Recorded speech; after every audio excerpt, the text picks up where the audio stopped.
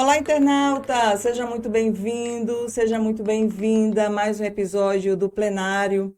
Hoje a nossa conversa é sobre garimpo, numa Amazônia cheia de contrastes, de desafios, e de dilemas também.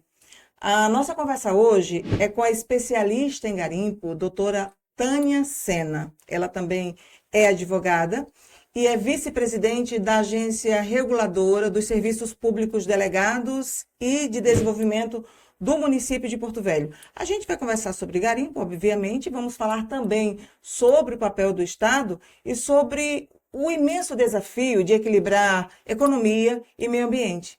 Eu convido você a acompanhar essa nossa conversa porque ela está muito interessante.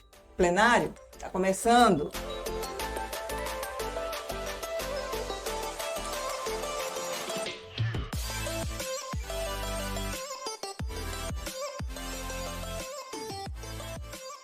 Doutora Tânia, muito obrigada por ter aceitado o nosso convite e participar dessa conversa, que acende aí muitos temas polêmicos, É. muitas discussões, né? E que às vezes é discutido de forma muito razoável, né? Não com profundidade. Esse espaço é todo seu hoje. Obrigada, Josi. Eu agradeço demais. Eu falar do que eu amo, do que eu gosto, do que eu vivo a vida toda, para mim é sempre um prazer. E eu estou sempre aberta, sempre que precisar, que quiser conversar sobre o assunto, eu estou aqui. Opa, ótimo. Então vamos começar falando sobre o fato de você ter crescido acompanhando o garimpo de perto. Seu pai, É né, estava garimpeiro. nessa, é garimpeiro. E o garimpo faz parte da sua história e também da sua trajetória profissional. E eu gostaria de saber como é que você, nessa encruzilhada onde se cruzam ali o direito, o garimpo, agora a função pública, como é que você se vê nesse processo todo? Quem é essa Tânia? Então, a Tânia, ela é a filha de um garimpeiro, com uma garimpeira, né, que era minha mãe. Meu pai é garimpeiro desde 1981. A minha mãe, infelizmente, faleceu, vai fazer 5 anos, mas esteve a vida inteira ao lado do meu pai, trabalhando, ajudando, dando suporte. E eu cresci no garimpo. Nas férias escolares, eu estava no garimpo onde meu pai estava, eu estava sempre com ele, oficinas e tudo. Quando eu terminei o ensino médio, aqui em Porto Velho só tinha duas faculdades, na época, Direito e Contabilidade. E eu sabia que contabilidade não era para mim. Eu falei, então eu vou fazer Direito. E aí eu fui, me formei. E quando eu me formei, minha mãe disse assim: você vai ser juiz? Eu disse: não, eu vou trabalhar com meu pai na cooperativa. Não, você não vai. Vou. E desde então eu fui trabalhar com ele na cooperativa, e aí já se vão quase 17 anos. E eu conheço tudo que você possa imaginar de garimpo, de rio, de Rondônia, Pará e Amazonas, porque além de defender, a cooperativa também faz a legalização das áreas. Então a gente faz as vistorias, a gente fazia o acompanhamento dos fiscais, inclusive da polícia se precisasse, era tudo a cooperativa que dava esse suporte, e eu estava em todos eles. Então, cada riozinho que tem garimpo, cada cidadezinha eu conheço praticamente, não vou dizer 100%, mas 80% eu conheço. Lá no comecinho, quando seu pai começou no garimpo, as leis eram a regulação era diferente. Hoje, eu acho que vocês estão sendo mais vigiados, né? A coisa mudou um pouco de figura.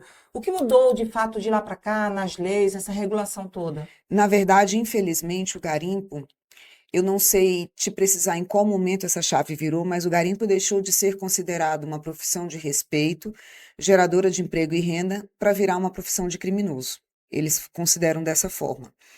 Quando meu pai começou no garimpo, em 1981, e depois que as balsas viraram dragas e a tecnologia foi chegando e as coisas foram se aperfeiçoando, naquela época existia uma reserva garimpeira, que ainda existe, mas existe uma reserva garimpeira.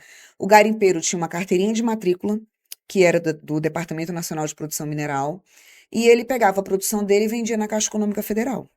Era bem simples. E declarava seu imposto de renda, fazia tudo normal.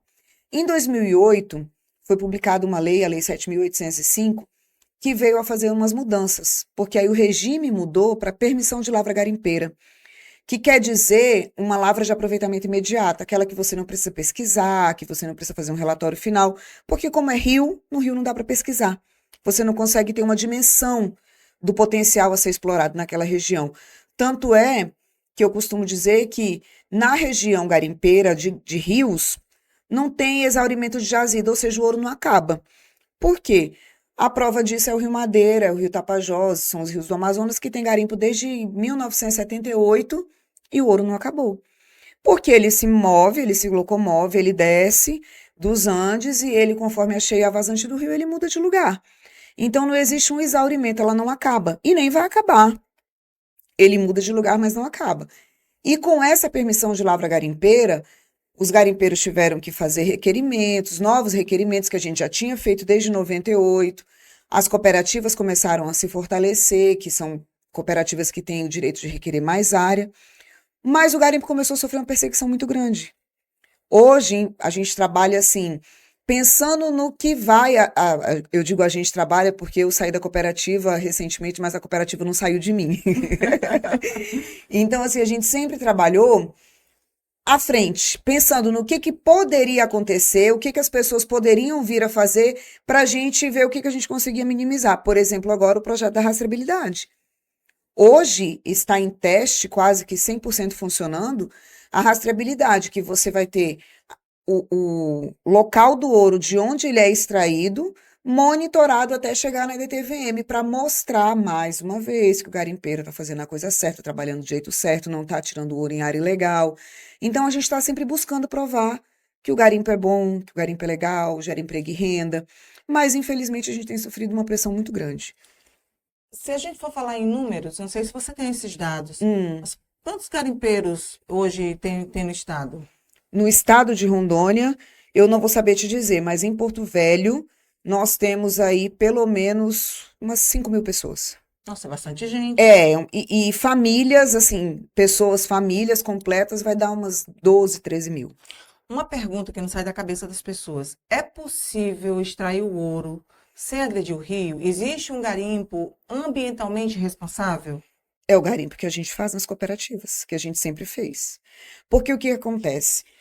Antigamente, você tirava o ouro do rio, queimava lá a céu aberto e aquilo contaminava por causa do mercúrio.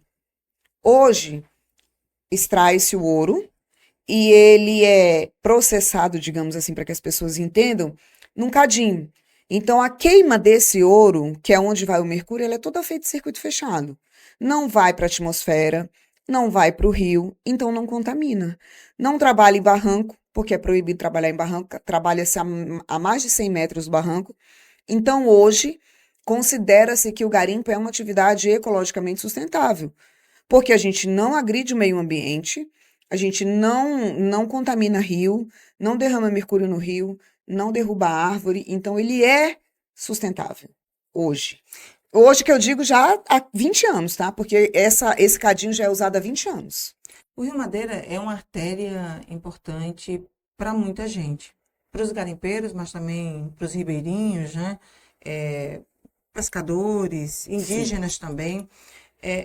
Ao mesmo passo que você aponta esses estudos que falam disso que você acabou de relatar aqui para a gente, há também outros estudos que apontam contaminação por mercúrio no Rio Madeira também. Como é que você vê esses estudos? Primeiro, a gente tem que saber qual é o tipo de mercúrio. Porque o tipo de mercúrio usado para unir o ouro é um, o tipo de mercúrio que as rochas inábricas derramam no rio é outro, e o tipo de mercúrio que é produzido com essas rochas é totalmente diferente. Então, existe contaminação em rios que nunca houveram garimpo por rochas inábricas. Lago de Manacapuru, o Lago da Usina de Samuel, tem um alto índice de mercúrio e nunca houve garimpo lá. Então, a gente precisa saber qual é o tipo de mercúrio. E isso as pessoas não falam. Então, quando vem um laudo dizendo que foi analisado a água e que tem um alto índice de mercúrio, que esse mercúrio é do rio, mas que mercúrio que é esse? Porque existe estudo, a usina faz estudos, fez recentemente, junto com a Unir, junto com outras universidades. Existiu agora um projeto chamado Ouro Sem Mercúrio, que estudou 3 anos os rios onde tem garimpo, fez análise de águas e não tem essa contaminação. Até porque o mercúrio é um metal pesado. Se eu colocar ele aqui, ele vai para o fundo da garrafa. Então, se ele está no fundo da garrafa e eu tirar a água da superfície, ela não vai dar contaminada. Não tem como. Então, e como o mercúrio é um metal pesado, se ele por acaso cair no rio, e ele vai para pro subsolo, lá para baixo. Para isso contaminar um peixe, precisa-se que o peixe não nade, que o peixe seja um peixe subterrâneo, entendeu? Então a gente tem muita, a gente costuma dizer na nossa linguagem popular, existe muita falácia contra o garimpo, por interesses internacionais, por interesses de ONGs que a gente não consegue entender e a gente também não está aqui para julgar. Eu respeito todas as classes, eu respeito a polícia, eu respeito os órgãos ambientais, mas a gente também pede que o garimpeiro seja respeitado. Eu, como filha de garimpeiro, trabalhando na cooperativa a vida inteira e hoje fora da cooperativa, da direção da cooperativa, mas continuando sendo filha de garimpeiro e defensora da classe, a gente pede só que haja respeito e que as pessoas falem a verdade. Por quê? Porque o garimpo, ele gera emprego e renda, ele gira a economia da cidade onde ele tiver. Porto Velho tem outras coisas que dão dinheiro? Tem. Mas o garimpo é 30% do movimento das Nações Unidas, 40% de todo o movimento é o garimpo. É isso que eu ia lhe perguntar, o papel do garimpo na economia do Estado. Aí você imagina, Porto Velho tem oficinas que fabricam peças e equipamentos de garimpo para Rondônia, Pará, Amazonas, Guiana, Suriname, Colômbia. Eu esqueci de mais algum, será? Venezuela. Se o garimpo parar, essas oficinas já param, porque são fabricantes de equipamentos de garimpo, fundição para peças de garimpo. Um garimpeiro trabalhando na draga, ele tem uma família. Provavelmente a filha dele, os filhos dele estudam em escola particular. A maioria, quando vai fazer faculdade, é de medicina particular. Tem a funcionária da casa. A mulher dele vai no cabeleireiro, compra roupa, vai na estética. Compra um carro, compra uma casa. Foi feito um estudo da FEComércio, se eu não me engano, que fala que cada garimpeiro no Rio trabalhando gera 3 empregos na cidade, indireto. Para você ver o tamanho do garimpo. É muito grande, assim. As pessoas não conhecem, não sabem, mas o garimpo, ele é responsável por grande parte da economia da cidade, ainda hoje. E se a gente descer um pouquinho ali para o Baixo Madeira, para a Calha do Amazonas, ali no sul do Amazonas, o Maitá, Manicoré, Borba, a gente vai dizer para você com toda certeza que 80% da cidade é garimpo. Doutora, qual a conversa, existe um diálogo de vocês com o IBAMA, com o Ministério Público? Essas conversas, existe uma ponte ou é só Não, conflito? não porque o Ministério Público Federal não recebe, nunca recebeu os garimpeiros. Nunca recebeu. As recomendações são feitas, as resoluções são baixadas, as instruções normativas são publicadas, mas nenhuma delas com a participação ou com a oitiva dos garimpeiros, ou das cooperativas, ou da OCB, nada. Nunca houve. Você já foi retratada como símbolo de resistência por muitos e Sim, também como vilã. sim. O que você aprendeu sobre ser personagem de um debate que é tão polarizado? Olha, eu aprendi com meu pai, a duras penas e às custas de muita lágrima, que não importa o que as pessoas falem de você, o que importa é o que você é. E pode bater, não tem problema. Pode bater, o couro é grosso. Mas eu não vou deixar de defender aquilo que eu acredito, aquilo que eu sei que é verdade. Eu não vou deixar. Muitas pessoas, inclusive, falam, hoje não mais, mas até um ano e meio, 2 anos atrás, mas muitas pessoas falam que ela defende porque ela é rica, ganha por isso. Não, não é. Não é isso. Quem conhece o garimpeiro, quem conhece o garimpo, sabe a realidade. Existem, claro que existem garimpeiros que são muito bem de vida e existem outros que não. Mas, independentemente de quem são, tem o direito de ser respeitado. O garimpo é previsto na Constituição Federal. Eu já fui muito perseguida, eu já fui muito xingada, mas eu não ligo mais para isso. Não ligo mais. Mas hoje, graças a Deus, Josi, eu tenho mais pessoas me apoiando do que criticando. A gente conseguiu já reverter um pouco desse quadro. Isso é bom. Eu acredito até que demorei para vir para a rede social, porque eu vi para a rede social ano passado. É mesmo? Ano passado. Antes eu trabalhava pelo garimpo, tudo, e nunca publiquei nada. Sempre que eu aparecia em algum jornal, alguma coisa, era alguém que publicava. Tanto que ano passado eu tinha 780 seguidores, hoje eu tenho 4.700 e pouco, e esse um ano foi só falando de garimpo, na política e tudo. E eu cresci agora, nesse um ano. Até então não era uma pessoa pública. Eu sou uma pessoa pública tem um ano e meio. E sobre isso a gente vai falar daqui a pouquinho. Tá. A gente vai para um breve intervalo, é rapidinho, mas daqui a pouquinho a gente está de volta.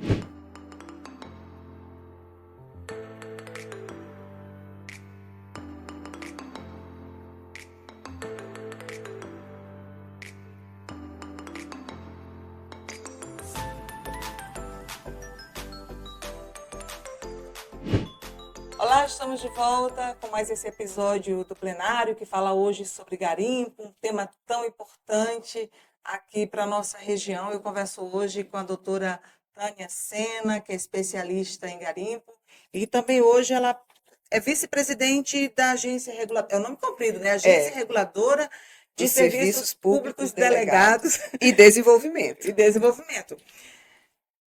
Eu estava vendo o seu perfil, e vi que uma coisa interessante sobre você, que você foi candidata a vereadora, que você foi a terceira colocada no universo onde 139 mulheres disputaram a mesma vaga, né, para vereadora, e você fez quase, em sua primeira incursão na política, você Foi, fez quase 1.700 votos. exatamente. Essa sua decisão de candidatar-se a pleito público como vereadora do município de Porto Velho tem a ver com essa necessidade de levar essa discussão sobre o garimpo para o plenário de uma Câmara da política propriamente dita? Foi única e exclusivamente por isso.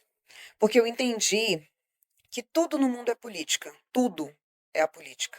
Se a gente vive bem é a política, se a gente não vive também é as decisões as decisões da vida das pessoas, todas elas são políticas. Então, entendendo isso e vendo a necessidade, porque a bancada da bala que eles chamam tem um defensor, tem a bancada evangélica, tem a bancada do agro, existem várias bancadas, tem médicos, tem professores, todo mundo tem uma representação, e o garimpeiro não. Então eu falei, opa, peraí. Ao invés de eu estar pedindo, eu vou estar fazendo. E aí eu decidi uma semana antes, pasme, uma semana antes de acabar o prazo, Uma uma semana. semana antes eu não imaginava. Sem fazer pré-campanha, sem nem saber de nada, eu decidi que eu ia colocar meu nome à disposição. Alguém te chegou para você e te influenciou nessa decisão? Um amigo de Manaus, um amigo de Manaus, porque a cooperativa também tem área no Amazonas, ele disse, Tânia, ele já foi prefeito lá de Manacapuru, o Ângelo, 5 vezes, ele é conhecido como Figueira. Ele disse, eu queria que tu viesse candidata a vereadora aqui em Manaus. Aí eu falei, Carol, será? Carol é minha amiga. Ela falou, se tu quiser, vai ser em Porto Velho, não vai ser em Manaus. Porque em Manaus tem garimpo, tudo, mas a gente mora lá, a gente vive em Porto Velho. Então, se você tiver que sair, vai ser Porto Velho. Aí eu vim para casa, conversei com meu marido, conversei com meu pai, com alguns amigos garimpeiros, e eles falaram, não, Tânia, realmente tem razão. E aí eu decidi sair. Mas sem nada, porque quando uma pessoa decide ser candidato, participar de um pleito, colocar o nome à disposição, ele tem uma equipe, um coordenador de campanha, um líder de bairro. Eu e mais 6 amigos. Que desafio, hein? Eu e mais 6 amigos. Pessoal, a gente acordava e eu dizia, gente, e aí, nós vamos para onde hoje? Chamado de louca, você tá louca de Mas, enfrentar Tânia, isso. você não tem uma agenda de reunião? Não, você não tem a casa de ninguém não para a gente ir? E aí foi. E aí eu fui para o Baixo Madeira, tanto que eu tenho 125 votos no Baixo Madeira. Mais votos no Baixo Madeira do que muitos vereadores, É inclusive. expressivo. Para Baixo Madeira é expressivo, para o distrito. Então, assim, eu tive apoio de amigos e, para minha surpresa, muito, muito grata também, eu tive apoio de pessoas que nunca me viram. E eu já tenho esses depoimentos. Pessoas que nunca me viram, que me viram no Instagram, que me viram na TV. Inclusive, a tia de um rapaz que trabalha comigo, do Renê, ele me falou, Tânia, eu fui pedir voto para minha tia, para uma pessoa que eu estava trabalhando, ela disse, não, eu vou votar numa menina ali que eu vi, uma mulher porreta, eu vou votar nela. Então, isso é bom. É gratificante a gente ver. É gratificante, né, Josi, a gente ver o nosso trabalho ser reconhecido. é muito bom, Sim, de fato é. né? A gente não faz nada da vida da gente esperando aplauso, esperando. Não, mas é gostoso. É gostoso a gente ser reconhecido por aquilo que a gente faz. Tem muita gente que não sabe meu nome. Mas quando você fala daquela mulher do garimpo, todo mundo sabe que sou Todo mundo eu. sabe. Então, é bom e que seja assim. Mas que seja o garimpo representado, que seja o garimpo lembrado. E eu também não sou só garimpo. Embora eu tenha essa defesa de uma vida toda, eu sou uma pessoa capaz de fazer outras coisas. Tanto que estou hoje na administração pública, que é um desafio totalmente novo para mim. Eu vim da iniciativa privada para aprender e para somar na prefeitura, porque eu penso que um político, um administrador, um servidor público, ele não tem que fazer o serviço para aquele que votou nele. Ele tem que fazer o serviço para o bem da população. E isso era que eu queria, que eu quero e que eu sempre almejei. Se eu fosse eleita, eu sou suplente, mas se eu fosse eleita, o meu objetivo era trabalhar para a população. Não era só para o garimpeiro, não era só para quem votou em mim. Eu tenho umas ideias que são só minhas, assim, que talvez nenhum político compartilhe dela, mas eu tenho umas ideias que, para mim, né? Por exemplo, o vereador ele precisava estar na Câmara todo dia da semana para atender a população. Ou pelo menos de manhã, ou pelo menos à tarde. Vai para a rua, faz reunião, fiscaliza, ok. Mas e na hora que a população for bater na porta do gabinete, ele tem que estar lá também. Já que foi eleito pelo povo, para trabalhar pelo Exatamente. povo. Independente de Tá quem certo. seja, eleitor ou não. Eleitor ou não. Entendeu? Então, assim, a gente precisa parar de olhar só para aquele que votou na gente e olhar para a população em geral. E nessa sua função pública agora, é, como é que funciona a sua pasta? Para a gente ter uma ideia do que você trabalha, que tipo de coisa você pode trazer de melhor aqui para o município de Porto Velho. A agência de regulação, ela regula e fiscaliza todos os serviços públicos delegados do município, que é transporte público, lixo, que é os resíduos sólidos, rodoviária, estrada de ferro. Todas as concessões da prefeitura são fiscalizadas e reguladas pela agência de regulação. Então, nós temos uma ouvidoria lá na agência, por exemplo, se você está no ponto de ônibus e o ônibus não passou, ou se você deu a mão e o motorista não parou, você pode ligar ou mandar uma mensagem no WhatsApp da ouvidoria e registrar sua reclamação. Se você não foi bem atendido, se o lixo não passou na sua rua, ou se você tem uma reclamação de qualquer coisa do município, você pode entrar em contato com a ouvidoria da agência, que se não for da nossa competência, a gente vai passar para quem é e vai dar uma resposta para a população. Qual que é o objetivo da agência? Regular, fiscalizar e desenvolver. Trazer parceria público-privada para a cidade, para o município. Existem inúmeros projetos. A gente, quando está na iniciativa privada, a gente acha que como é que saem as coisas, como é que fazem. Não, agora lá dentro da administração pública a gente vê o tanto de projeto que a gente tem para o desenvolvimento de parceria público-privada no município é enorme. Tem algum projeto que você gostaria de citar aqui para gente, que foi um projeto que você, assim, ficou surpresa e de repente uma coisa vai trazer muitos benefícios aqui para Porto Velho? Olha, a agência ela foi recriada em maio e todos os diretores assumiram agora dia 1º de setembro. Então, a gente ficou nesse momento de reestruturação e tudo. Mas existe um projeto da zona portuária, que se você vê um projeto lindo, e vai trazer um desenvolvimento gigante. E vai muita gente ficar surpresa com esse projeto do desenvolvimento Ali do Cainago, aquela da zona região. portuária do município. Mas, assim, não é um projeto. E projeto não é uma coisa que sai em um mês. Sim, demora. E às vezes as pessoas não entendem. A gente projeta para 2 anos, 3 anos. A gente projeta para 8 anos. Ah, mas o prefeito não vai estar mais na gestão, mas Porto Velho vai continuar. Então, a gente pensando na população, quando a gente pensa no próximo, que a gente pensa na população, quem ganhou a eleição, ou quem está na vereança, ou quem é deputado federal ou estadual, ele não vai pensar naquele momento que ele está ali. Pensar num projeto futuro. E existem projetos futuros que demoram anos, mas que saem. É preciso que É seja dado o preciso primeiro começar. passo. Exato. É preciso começar, porque, como diz o meu pai, se você fizer, ou se você não fizer, o tempo vai passar do mesmo jeito. Então, a gente precisa projetar. E aí, a agência, no ano que vem, depois da metade do ano que vem, vocês vão ver muitas coisas da agência de desenvolvimento. Qual está sendo o seu maior desafio até agora? O meu maior desafio é entender a parte da administração pública, porque embora eu tenha me formado em direito, hoje eu estou licenciada da OAB, porque é incompatível. Mas, embora eu tenha me formado em direito, existem coisas da administração pública que são muito peculiares. E a gente precisa entender de tudo. É um novo momento. É um desafio muito grande. Mas eu confesso que está sendo muito gostoso. Eu estou muito satisfeita, muito feliz. Estou trabalhando com pessoas que são extremamente experientes. Então, que já conhecem muito da administração pública.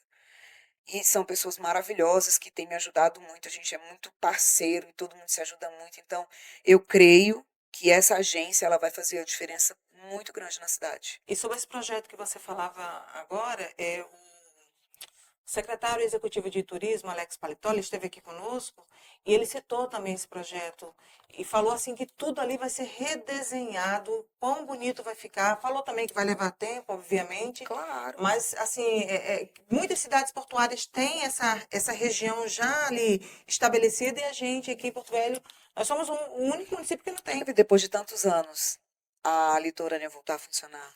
Nossa, Isso é um projeto. eu Isso vi começou gente- lá atrás. eu Eu tô chorei. chorando. É porque eu andei de trem quando eu era criança. Eu andei. E isso é resgate da nossa história. Porto Velho tem uma história regional linda, que as nossas crianças hoje não conhecem. Porque hoje, com todo respeito aos professores e tudo, mas eu que fui aluna do professor Marcos Teixeira, do professor Emanuel, minha filha que foi aluna do Alex Paletó, a mais velha, são professores que levavam a gente para passear de trem, que levavam a gente no antigo presídio da ilha, que levava a gente lá no Forte Príncipe, entendeu? Isso é uma história, Porto Velho tem uma história linda. E ela precisa ser resgatada. E o garimpo faz parte dela. Interessante, verdade. Faz todo sentido o que você está dizendo. Faz todo sentido. Eu queria chamar um bloco, porque daqui a pouquinho a gente vai conversar sobre concessão da hidrovia do Madeira. É um assunto que dá pano para as mangas.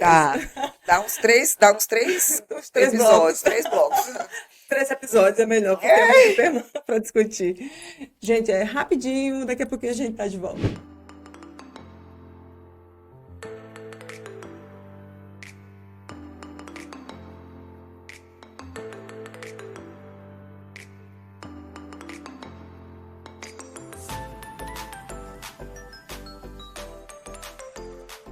Olá, estamos de volta com mais um episódio do Plenário. Eu sou Josi Gonçalves e converso hoje com especialista em garimpo, muito conhecida aqui em toda a região, doutora Tânia Sena.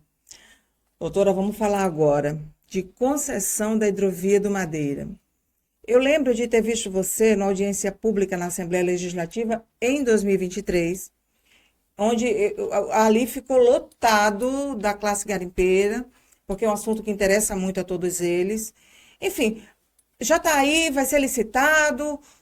Vocês foram ouvidos? Como você vê essa concessão?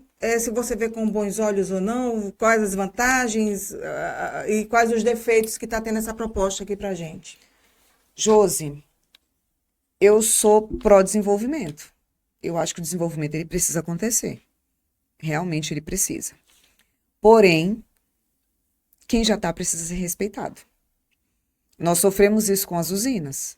Ah, Tânia, você é contra a usina? Não, não sou contra a usina, não. Eu sou contra o que aconteceu com os garimpeiros.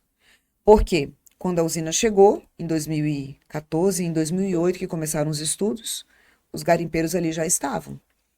A usina fez todo um estudo, fez um plano de mitigação, viu que a usina ia afetar o garimpo, fez um projeto para readequar as dragas ou indenizar os garimpeiros que não conseguissem mais trabalhar, e nem readequou e nem indenizou. Cada um que se virou e teve que readequar seu equipamento para poder continuar trabalhando. Porque a cota subiu, mudou a correnteza, um monte de coisa. E a gente teve que se adaptar. Os garimpeiros se adaptaram, as cooperativas se adaptaram.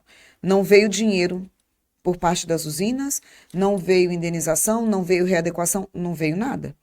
Quem eles tiraram das fazendas, eles indenizaram. Quem eles afetaram de moradores, eles indenizaram. E com garimpo, eles nem olharam. Disseram que fariam, disseram que seria preciso, mas não fizeram. Então, o que acontece? A mesma coisa é a concessão. Tânia, você acha que a concessão é uma coisa boa? Depende. Depende. Vamos explicar primeiro para quem está em casa o que é a concessão, como vai funcionar isso? Na verdade, a gente nem sabe como vai funcionar. Infelizmente. Por quê? Porque tem um projeto do governo federal para privatizar as hidrovias, eu ia dizer rodovia já, ó. As hidrovias. A primeira delas é a do Rio Madeira, depois a do Tocantins, até a Foz do Amazonas, que é para ser um transporte de grãos e, em geral, pela hidrovia para o Pacífico, É porque né? hoje o grande problema da hidrovia do Madeira, a gente viu isso naquela seca, naquela estiagem severa que teve ano passado, é que ficou o nível da água ficou Muito muito baixo, baixo muito e baixo. afetou a navegação. O pessoal teve que usar a BR-319 do jeito que ela está hoje, que é uma BR só com asfalto nas pontas e um meião ali de 400 quilômetros sem asfalto, para poder levar as cargas até o Amazonas. E a ideia seria que ela fosse dragada o ano inteiro, que tivesse pelo menos um calado ali de 3,5 metros, 4 metros, para poder propiciar essa navegação segura, ser também sinalizada, aqui tem pedral, não dá para passar por aqui porque tem pedral, ter alguns postos de segurança, porque a gente também tem os piratas de madeira, né? Aqui Em até alguns pontos, quase não mais tem. para o Amazonas, No né? Amazonas tem mais. E, enfim, a grosso modo, seria isso. Só que as embarcações seriam cobradas, uma E tarifa tem por uma tonelada, taxa por né? tonelada. Parece-me que 80 centavos por tonelada para começar. Essa taxa vai variando, né? Vai aumentando com o passar do tempo. Mas pouco se discutiu essas questões com a população, pelo que eu percebi, eu só vi essa audiência pública acontecendo aqui. O que que aconteceu? Antes dessa audiência pública, agora eu não estou lembrada se foi antes ou se foi depois. Eu sei que nós fomos chamados para conversar com o pessoal da ANTAC e tudo, as cooperativas foram chamadas, e eles olharam as áreas, eles viram os requerimentos, porque embora não esteja funcionando hoje o garimpo do Baixo Madeira, tem PLG. A gente está num problema de questão ambiental, de licença ambiental, por conta de um decreto inconstitucional do O Piana, que é PLG? permissão de lavra garimpeira. Mas as áreas estão requeridas, as permissões estão outorgadas, está tudo certo. Não estão trabalhando por conta da licença ambiental e é por conta do decreto do Piana, ok? Um decreto inconstitucional, mas esse é um assunto para um outro momento. Então, nós fomos chamados lá e eles garantiram que o garimpo não ia ser mexido. O que que eles falaram? Não, quem já está vai ficar, ribeirinho não vai ser cobrado para poder atravessar, para poder navegar, existem os barcos de linha, existem os pescadores, e o nosso objetivo é fazer o desenvolvimento, mas não é mexer com ninguém. Essas coisas que a gente sempre ouve, né? Então, quando veio à tona esse assunto das hidrovias, o deputado Alan Queiroz convocou uma audiência pública. E eu soube 3 dias antes. Nossa, 3 dias muito em antes. cima, né? E aí eu comecei a convocar. Eu falei, ó, a audiência não é sobre o garimpo, mas vai afetar o garimpo. Eu preciso de todo mundo lá. Eu vi que você tem um poder de articulação muito grande, porque eu tô. 1.200 pessoas, foi um dos maiores públicos que aquela Assembleia já teve. Eu E falando em um grupo de WhatsApp. Chamando, pedindo, falando. 1.300 pessoas. Os deputados disseram, e todo mundo disse, inclusive o cerimonial, que foi um dos maiores, se não o maior público que aquela Assembleia já teve, porque ficou gente por lá de fora, porque não cabia mais. Pessoas que precisam do garimpo, ribeirinhos. Porque a gente precisa entender que onde tem um ribeirinho, onde tem uma cidade, uma comunidade ribeirinha, ali tem uma pessoa, uma família. Ela depende da plantação, ela depende do garimpo. A gente tem aí balseiros com filhos médicos do trabalho do garimpo. Aí você imagina, nós tivemos uma seca extrema, que acabou com muita plantação.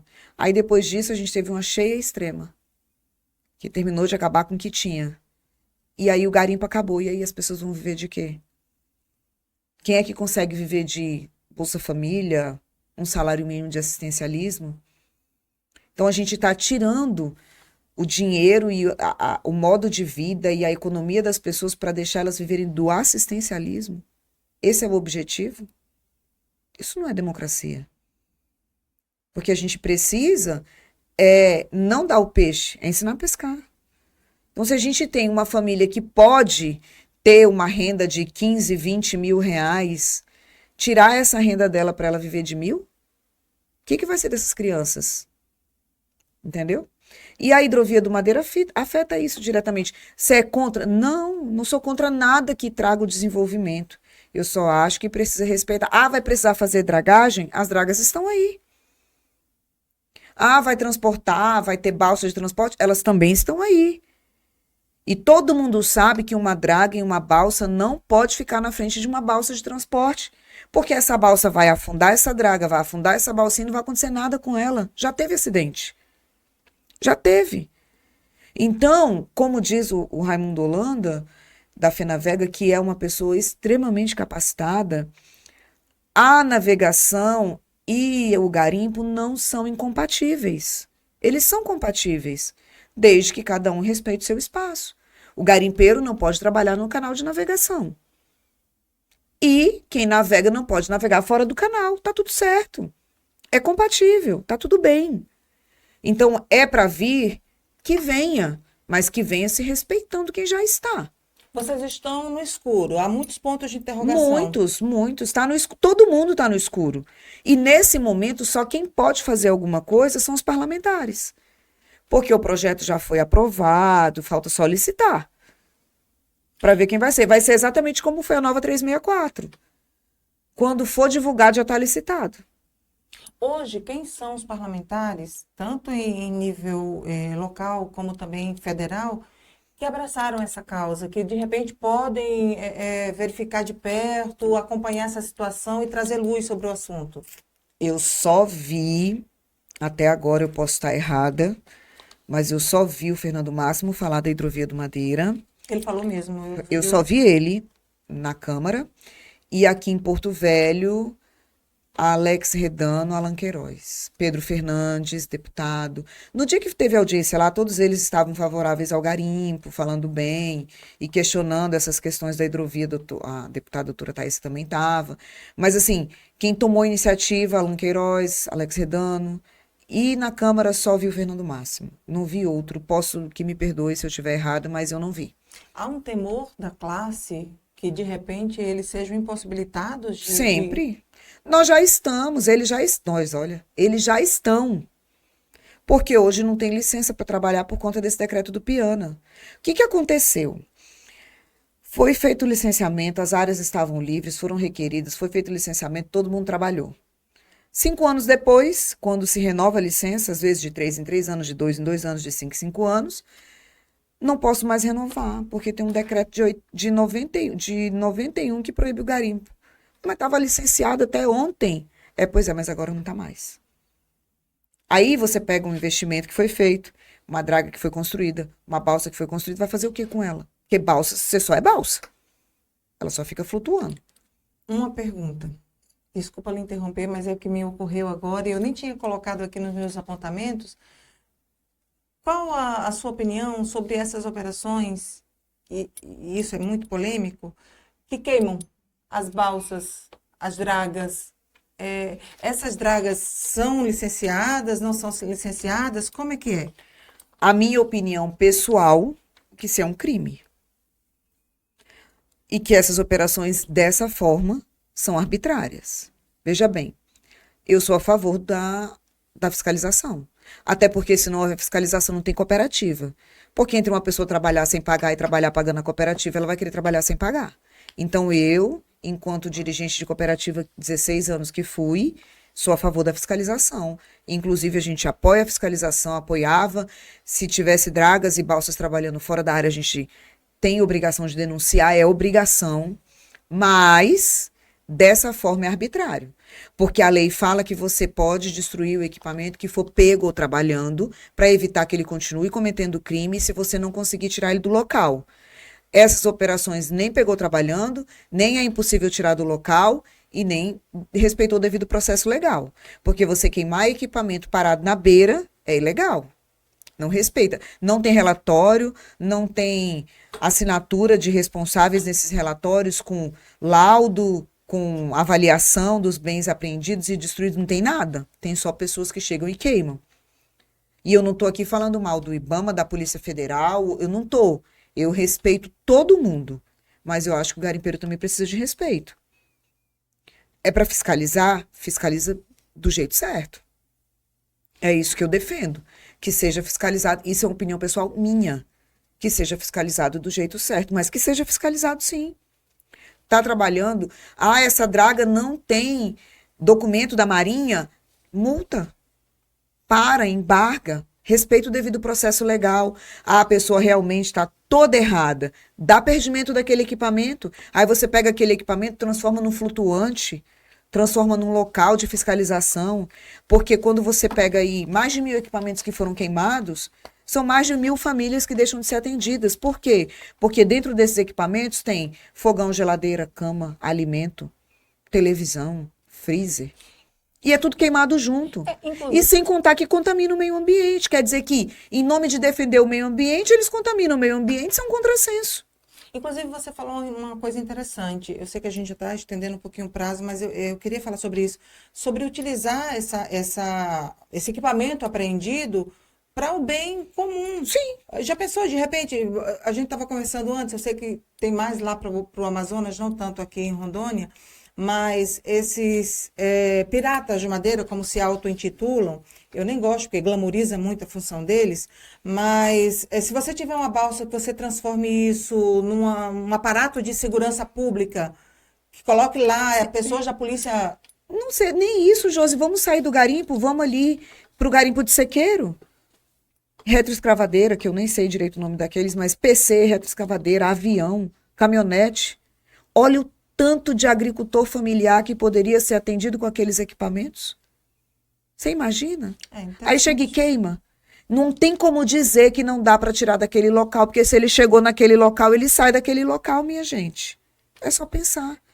Então, em nome de proteger o meio ambiente, você não pode destruir o meio ambiente. Respeite o devido processo legal, multe, embargue, prenda se for o caso, que não é, mas se for, prenda. Multe, embargue, respeite o devido processo legal, a pessoa está errada, então dá o perdimento que a lei prevê. Mas você não pega uma draga, uma balsa que está licenciada pela Marinha para navegar porque elas estavam e não queima. Porque aí é arbitrário. De fato. Entendeu? A gente, infelizmente, está chegando no finalzinho do nosso podcast. Queria só finalizar agradecendo você, né, por ter destinado esse tempo seu, que eu sei que sua vida é muito corrida, né? Nessa função pública agora eu sei que é uma pasta ali muito sensível, Sim. né?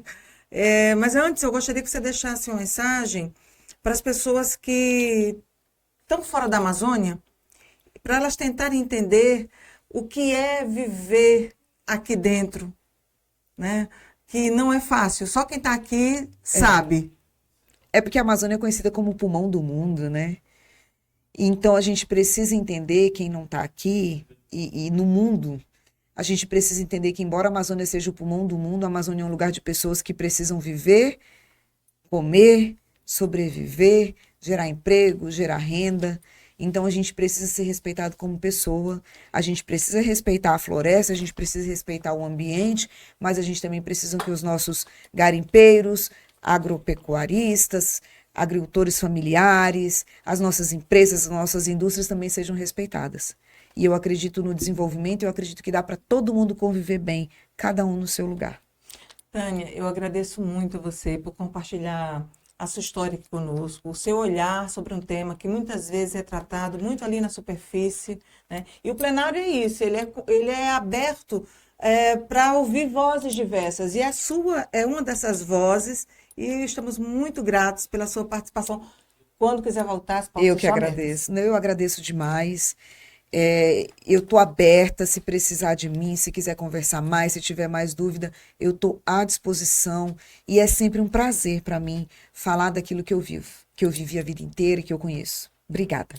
Valeu, você vai voltar aqui com certeza outras vezes. É isso, gente, o plenário de hoje está acabando. Você pode ver esse episódio nas redes do Plenário e também do Rondônia ao Vivo, no YouTube do Plenário e no YouTube do Rondônia ao Vivo. Até o próximo episódio.